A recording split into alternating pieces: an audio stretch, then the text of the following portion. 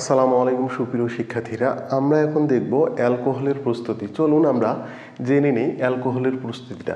প্রথমত তোমাদের বইয়ের 277 পৃষ্ঠায় অ্যালকোহলের প্রস্তুতি দেওয়া আছে। সেখানে বলা হয়েছে ইথাইল ব্রোমাইডের সাথে সোডিয়াম হাইড্রোক্সাইডের জলীয় দ্রবণকে উত্তপ্ত করলে অ্যালকোহল তৈরি হয়। তো ইথাইল ব্রোমাইডের সংকেতটা আমাদের এরকম হতে পারে। এই অংশটুকুর নাম হচ্ছে ইথাইল, এইটার সাথে যদি আমি ব্রোমিন দিই তাহলে হয়ে যাবে ইথাইল ব্রোমাইড অথবা ব্রোমো ইথেন। এটার সাথে আমি এখন সোডিয়াম হাইড্রোক্সাইড এর জলীয় দ্রবণকে উত্তপ্ত করব। তো এখানে যেটা আমাদের তৈরি হবে সেটা হলো ইথানল তৈরি হবে। তো ইথানল যেহেতু অ্যালকোহলের একটা সদস্য, এই জন্য আমরা ধরে নিছি এখানে অ্যালকোহল তৈরি হয়েছে। তো সোডিয়াম এবং ব্রোমিন এখানে বিক্রিয়া করে আমাদের এখানে যেটা তৈরি হবে সেটা হচ্ছে সোডিয়াম ব্রোমাইড তৈরি হবে। ঠিক আছে, নাম্বার 2 অপশন। এখন প্রশ্ন হচ্ছে সবসময় কি অ্যালকোহল প্রস্তুতিতে এই বিক্রিয়াটাই ব্যবহৃত হতে পারে? না, অ্যালকোহলের যে সদস্যগুলো আছে সেটা হচ্ছে হলো মিথানল, ইথানল, প্রোপানল, বিউটানল, এগুলো সবগুলোই ব্যবহৃত হতে পারে। তো এখানে যেহেতু ইথাইল ব্রোমাইড ব্যবহৃত হয়েছে অথবা ব্রোমো ইথেন ব্যবহৃত হয়েছে, অন্য যে কোনো বিক্রিয়ায় এটাও ব্যবহৃত হতে পারে। যেমন হলো আপনার হলো প্রোপাইল ব্রোমাইড অথবা ব্রোমো প্রোপেন, তো এরকমও হতে পারে। তো তখন বিক্রিয়াটা কীরকম হবে একবার দেখে নেই, এটাও জানার বিষয় আছে। কারণ সৃজনশীল প্রশ্নগুলা তোমাকে এই আলোকেই করাইবে, বইয়ের যে প্রশ্নটা দেওয়া আছে সেটাই থাকবে এরকম নয়।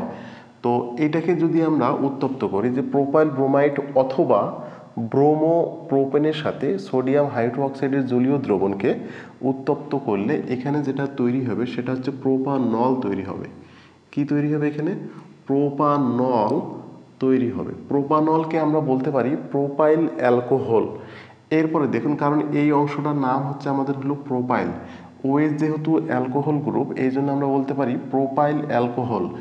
এরপরে দেখুন পাশাপাশি যেটা তৈরি হতে পারে সোডিয়াম এবং ব্রোমিন বিক্রিয়া করবে।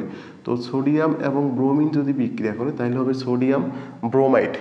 আবার অনুরূপভাবে পাশাপাশি এরকমও হইতে পারে যে বিউটাইল ব্রোমাইড। তো দেখুন বিউটাইল ব্রোমাইডের যদি আমরা সংকেতটা লিখি তাহলে আমাদের সংকেতটা হবে এইরকম, 4টা কার্বন। আমরা বুঝতে অসুবিধা হলে অ্যালকাইল মূলক যে ভিডিওটা আছে সেটা দেখে নেবেন।